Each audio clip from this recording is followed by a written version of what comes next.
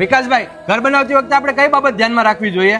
મિત્રો, ઘર બનાવતી વખતે સૌથી પહેલા તમારે તમારી પ્લિન્થની હાઈટ ચેક કરવાની છે. તમારે તમારી પ્લિન્થની હાઈટ રાખવાની છે 650 mm. જો તમે પાર્કિંગ બનાવતા હોય તો, નકર તમારી હાલત કંઈક આવી થવાની છે. બીજું, તમારે સિમેન્ટ આવી રીતે આમ ઢાંકીને રાખવાની છે પ્રોપર. ત્રીજું, તમારે ઘરમાં પ્રોપર વેન્ટિલેશન આપવું જરૂરી છે, કેમ કે જ્યારે પણ લાઇટ જવાનો કોઈ પ્રોબ્લેમ આવે ત્યારે ઘરમાં પૂરેપૂરું અંધારું થઈ જશે. પ્રોપર વેન્ટિલેશન હશે તો આ પ્રોબ્લેમ નહીં આવે, નકર આખી જિંદગી અંધારામાં જ જશે. હવે તમારા ઘરમાં જે કોઈ પણ જગ્યાએ ટોયલેટ બાથરૂમ આવતા હોય તો એનું લેવલ હંમેશા તમારા નોર્મલ ફ્લોર કરતાં 2 થી 2.5 ઇંચ નીચું રહેવું જોઈએ. આવી રીતે, નકર તમારું ટોયલેટ બાથરૂમનું બધું જ પાણી જે છે એ તમારી રૂમમાં આવવાનું છે અને તમારી રૂમ ગંદી. મિત્રો, હવે દાદરાની વાત કરું તો દાદરાનો સ્લોપ તમારે 25 થી 38 ડિગ્રી રાખવો જોઈએ, નકર તમને દાદરા ચડવામાં અને ઉતરવામાં ખૂબ જ થાક લાગવાનો છે. તમારા ઘરમાં ફર્સ્ટ ફ્લોર પર સનકન સ્લેબ રાખવો પણ ખૂબ જ જરૂરી છે અને તેનું વોટરપ્રૂફિંગ પણ તમારે પ્રોપર કરાવવાનું છે. એમાં કોઈ ભાંગછોડ નહીં હાલે, નકર તમારા આખા ઘરમાં બધી જ બાજુથી ભેજ આવવાનો છે અને પાણી લીકેજની પ્રોબ્લેમ તો એટલી આવશે